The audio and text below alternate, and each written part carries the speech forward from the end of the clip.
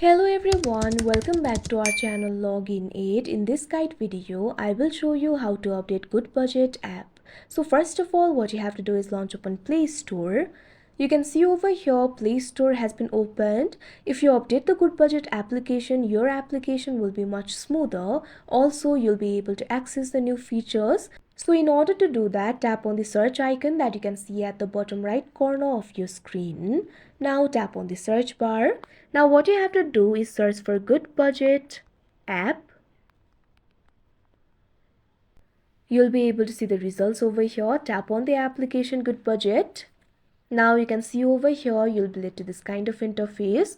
Right now you can see two options over here, uninstall and open. That means my application is already updated, but instead of open option, if you see the option for update, all you have to do is tap on it. After that, wait for a while and your application will be updated. So that is how you update GoodBudget app. I hope you found this video helpful. Thank you for watching. Make sure to like, share and subscribe to our channel.